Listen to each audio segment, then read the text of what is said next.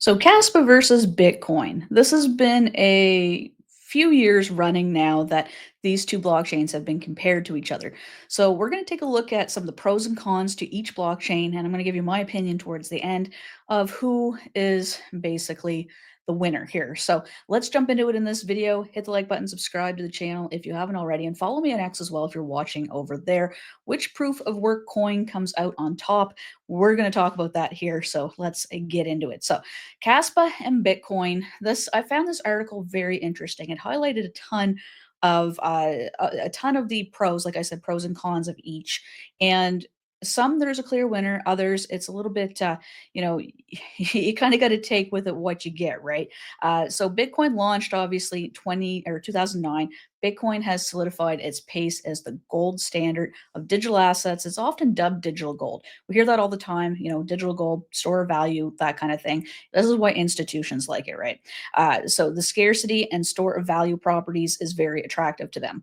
Now, Kaspa is a newer layer one blockchain launched in 2021, and it offers superior speed and scalability while adhering to Bitcoin's proof of work ethos. Now, but they diverge in design goals and execution, and we're going to compare their technical architectures, adoption levels, and potential roles in the future of finance in this article. So this is not written by me. However, this offers a ton of information. It's not really opinion based as much as it is fact based, which is why this is what I'm taking to you guys. So Bitcoin launched in 2009. It operates with one block at roughly every 10 minutes, and it prioritizes security and decentralization. We know that Satoshi Nakamoto has never been publicly identified, totally. There's a lot of opinions on who he is. However, he is staying out of the public eye, or maybe even not around anymore. We're not sure. But obviously, he set up Bitcoin to be decentralized. It's not controlled by any one centralized entity. It is supposed to be decentralized and where people can mine it. Now, it has a fixed supply, 21 million coins, and the last coin to be mined is going to be around 2140. It has halving events occurring every 4 years, and what that does is it basically cuts the rewards for miners in about half, and well, that's what they call it, a halving. It cuts the rewards in half, and it makes it so that less rewards are given to miners for mining blocks. Now, Kaspa is was founded by Yon Tan, launched on November 7th, 2021, with no pre-mine or pre-sales. Just the same as Bitcoin, actually. There was no pre-sales or distribution of tokens before it launched or anything like that. Community-driven development is something that it is known for. It is fully decentralized. Nobody owns Kaspa unless you own it in your wallet. You can buy some coins, but nobody really runs it or oversees the project. Now, it employs a block DAG architecture structure. Multiple blocks can be processed simultaneously with Kaspa. That's what makes it a lot faster. It's going to achieve up to 10 blocks. It has achieved up to 10 blocks per second and processes about 3 to 4,000 transactions per second with a 10-second confirmation time. Maximum supply capped at 28.7 billion coins, and it has a halving annually. So it's a little bit better structure in terms of halving, in my opinion. It makes it so that it's not quite so. Now, you see Bitcoin with its 4-year cycles, right? Where Kaspa kind of tends to even that out a little bit by having more frequent halvings. And we also look at some speed and scalability here. Kaspa has an edge here, definite edge. This is definitely one that's won by Kaspa. Now, it allows parallel block creation, dramatically increasing throughput without sacrificing security. With 10 blocks per second, plans to reach 100 blocks per second in the future. Now, it has near instant transaction confirmations, making Kaspa suitable for high frequency use cases like microtransactions or retail payments, right? You can't do that with Bitcoin because Bitcoin has a 10-minute block time. So it prioritizes stability over speed, which is 100%. Um, it, it, it's it, it's a good thing that Bitcoin is so stable. However, it doesn't have the speed that Kaspa has. It's about 7 transactions per second, higher fees during network congestion because people are waiting for their transactions basically to be processed, and they're going to pay a little bit more sometimes to do that. Now, layer two solutions are available like Lightning Network, but it introduces complexity and requires trust in secondary layers. So that is kind of a bit of a security downfall there. However, it does provide some scalability there, but definitely, in my opinion, Caspa comes out on top for everyday transactions, so to speak. Bitcoin obviously has the security going for sure.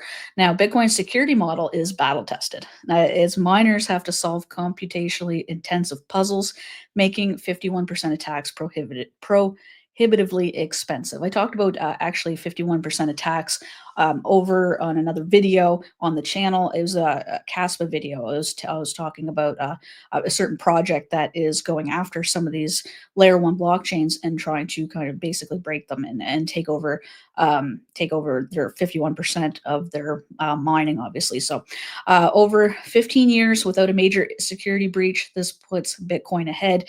It is the most secure blockchain that we are aware of. Caspa also uses a proof of work. However, it uses the K-heavy hash algorithm, which is a little bit more energy efficient and compatible with both GPU and ASICs. Now, this is favoring well-connected blocks, protecting against double spending attacks, so it does have that security there. And it has sub-second block intervals, which demand tighter network synchronization. So if you're looking at using Bitcoin over Caspa, Bitcoin has that synchronization is definitely in its favor because it doesn't have to be constantly connected in order to kind of keep transactions populated, so to speak, I guess is what I'm trying to say. But the network is younger and it's a little bit less tested under intense times, right? So Bitcoin, in my opinion, comes out on top there with security, and it's definitely something that we've seen that tested time over time, right? But Bitcoin and Caspa emphasize fair launches. No pre-mines or insider allocations. 21 million coin cap is iconic for Bitcoin. Approximately 19.7 million coins in circulation as of August of this year. Caspa's 28.7 billion coin cap with 26 billion circulating as of this time this year. Schedule reduces rewards gradually, potentially stabilizing miner income and market supply. Like I talked about there, you don't have those drastic 4-year cycles for Caspa like you do with Bitcoin. Bitcoin scarcity is digital gold, right? That's what it creates. People want it because there's not many of it. Now, Kaspa is named after the Aramaic word for silver, and it's more of a medium exchange for daily transactions. So they both are a little bit different in that regard. And in my opinion, I don't think they are very similar in structure. However, they are very far apart in some ways as well. So it's neat to watch and neat to kind of compare these two. Bitcoin has widespread acceptance by merchants, institutions, and even nation states like El Salvador obviously had adopted it as legal tender. We've got the United States is becoming wanting to become the crypto capital of the world. There is a number of other countries as well that is very heavy into crypto. So and Bitcoin specifically, but it does have slow transaction speeds, which is its biggest downfall. But if you're using it as a medium of store of value, definitely it is the one that comes out on top there. So now Caspa with its open source contributions on GitHub, like I said, has a dedicated community. People are actively developing for Caspa, and it is decentralized. So that obviously takes precedence there. The support for hardware wallets like Ledger is coming as well. It is ongoing, which signals growing adoption. It does have Ledger support, and the Crescendo hard fork is also laying the groundwork for smart contracts and decentralized application, or dApps that we like to call them. Now, energy efficiency and mining accessibility. Bitcoin's proof of work mining, while secure, is very energy intensive. You have to have specialized equipment to mine Bitcoin, where Kaspa's K-heavy hash algorithm is designed for energy efficiency, allowing mining with GPUs and ASICs as well. So I think in my opinion, Kaspa comes out on top there. I did actually watch a video earlier today and it was a based in Texas, and it was people living near Bitcoin mining stations. Right, you have these outdoor structures that are basically all they do is they get fed energy and they mine Bitcoin. And the amount of sound, the amount of like noise that comes from that, it's absolutely insane. The noise and as well as the energy needed to produce Bitcoins and to mine Bitcoin is insane. So Caspa, in my opinion, is coming out on top there. You can mine them with just GPUs. Now, but Bitcoin's roadmap focuses on maintaining what it has, its core strengths, the security, decentralization, and scarcity. And it's also improving scalability a bit through layer two solutions. So in this sense, Caspa's ambitions are a bit broader. Rust rewrite happened in 2024. I talked about that in the channel. TPS is still is still one of its main focuses. They're trying to increase the transactions per second. Smart contract support as well with the Crescendo upgrade, and it's going to position Caspa as a platform for DeFi, where that's not really something that Bitcoin is really going to rank on, in my opinion. But that's pretty much what we got in this article. So now, in my opinion, I think if you're looking for stability, security, security, and a store of value. If you want something that's just going to grow, you're going to, be able to invest in it. It's going to sit there and just, it's safe, right? I think Bitcoin is the play there.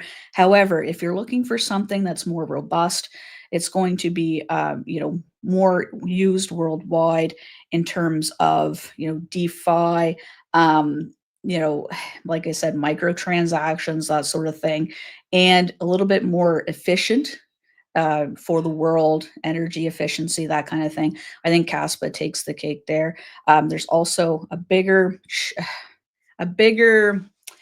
room for ROI for Caspa as well in terms of short term and medium term gains to be had, because Caspa is still relatively low. It's only worth a couple of billion in market capitalization versus Bitcoin, over a trillion. So we look at that and we say, Caspa definitely does have a little bit of more room for growth there for the short medium term. However, Bitcoin has been known to be very stable and have a ton of growth in the long term. So it just kind of depends on which one you're going for, which how long you want to stay invested for, and what your risk tolerance is, because there is a little bit more risk to Caspa, but that risk versus reward for me is huge. So that's what I got for you guys in this video. Obviously, these two are very, very similar. However, they are still pretty far apart. I think that's a really interesting way to put it. And it was a very, very good article that I found that I wanted to bring to you guys. So